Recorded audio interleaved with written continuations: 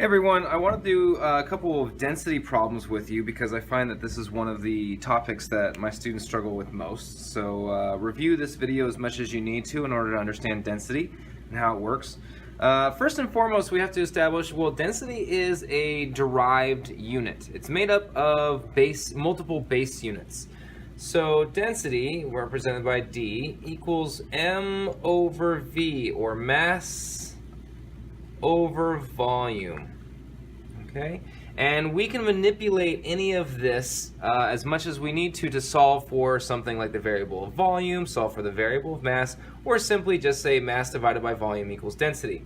I'm going to do a couple easy density problems to start with. So on your density worksheet, I'll start with number 1. And it says a piece of tin has a mass of, they just given me a mass, so I'm going to go ahead and write down my knowns or my givens. Mass of 16.52 grams and a volume of, they've just given me a volume, 2.26 centimeters cubed. Notice centimeters cubed is exactly a volume. That's a unit that's attached to volume, while grams is a base unit of mass. So it says, what is the density of tin? So again, we wonder, what is density? Well, since density equals mass over volume, this is a very straightforward equation. We can go ahead and say 16.52 grams divided by 2.26 centimeters, following our mass divided by volume cubed, equals, and that's going to equal our density. So I just go ahead and pop that into a calculator. 16.52 divided by 2.26 is going to give me a big long string of numbers. And technically that is, the numbers are 7.309734513. At this point in the year, you haven't necessarily learned about significant figures and accuracy and measurements. So I'm just going to kind of glaze over it for right this second. That's a really bad 7. Let's just fix that there. But the deal is depending on what I was given here 16.52. If you know anything about sig figs, you know there are 4 sig figs here. And for 2.26, again, if you know anything about sig figs, significant figures, there are 3 sig figs here. Well, when it comes down to multiplication or division of significant figures, we always have to round our answer, our final answer, to our least accurate or our smallest number of sig figs, which in this case would be 3 sig figs, since there's 4 and 3 respectively. So I go to my fourth sig fig, 1, 2, 3, 4, the 9, and ask, does my 9 round up my third sig fig, which is a 0? As a matter of fact, it does. So we express our answer as 7.31. Don't forget your units, grams per centimeter cubed. Now, that's an easy density problem. Let's do a slightly harder one.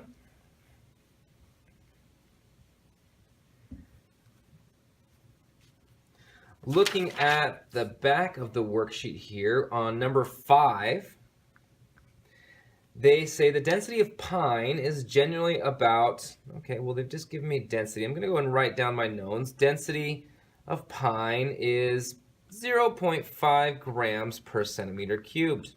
Again, a derived unit made up of multiple base units. What is the mass of okay, so they're asking for what is the mass of a 800 centimeter piece of pine? Okay, well, mass, we don't know. But they did just give us a 800 centimeter cubed piece of pine. Well, that happens to be a volume, centimeters cubed, so 800 centimeters cubed. Now, looking at our equation, we have to solve for mass, and we need to actually kind of algebraically manipulate this to isolate the variable of m, and this is where people get confused. So I'm going to show you. Density equals mass over volume, right? I need to get m all by itself. Well, all I can really do on this side is I can say, well, I'm going to multiply it by v, volume, otherwise known as v over 1. Just like 2 is the same thing as 2 over 1. However, you cannot flip this. You can't put 1 over v because, well, just like I was saying before, 1 over 2 is not the same thing as 2. 2 over 1 is the same thing as 2. 1 over v is not the same thing as v, but v over 1 is the same thing as v. So what I do to that side of the equation, I also have to do to this side of the equation. Sorry, that's a little crammed there. But this ends up canceling out, leaving me with mass over 1, which is the same thing as mass. And I go ahead and multiply this. Technically, this is d over 1, because it's not 1 over d. It's d over 1, so v times d is, well, vd equals m over 1 is m. So vd equals m. I highly suggest that you do not memorize what mass equals, and what volume equals in terms of individual variables. Instead, learn how to and practice how to isolate variables algebraically within an equation. It keeps your memory full, or your long-term memory full, for other things that are more important.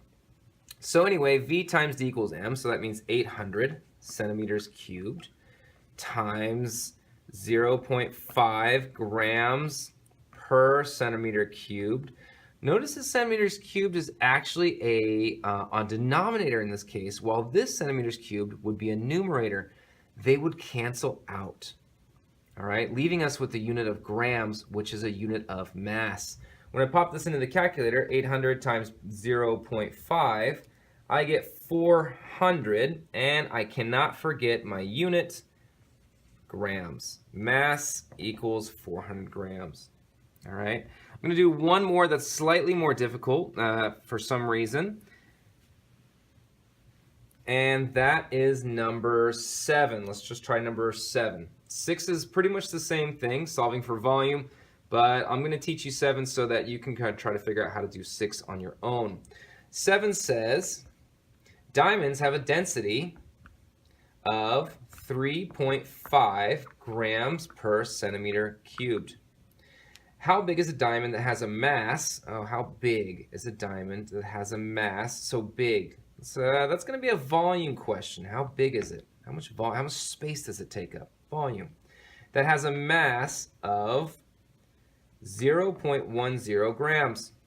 We're going to solve for volume in this one, and like I said, this is ever so slightly more difficult. Well, given our equation, density equals mass over volume, I need to isolate the volume variable, or v.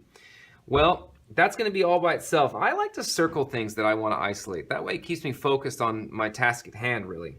In order to get v all by itself, I can multiply by 1 over m, so that m cancels out. What I do to this side of the equation, I also do to this side of the equation. Now, you know what? I'm going to rewrite that so that it doesn't confuse you, because technically density is a numerator. So I'm going to multiply this by 1 over m. So you see that m is a denominator here. So it can't, it's not m times d, instead it's d divided by m. So on this side we get d divided by m equals, well, m canceled out here. And a lot of people would jump to the conclusion that, oh, I'm done, it's v.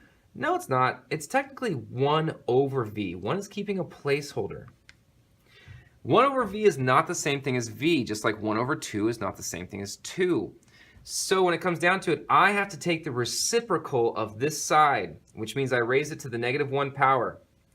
I also do that to this side. It literally flip-flops my variables.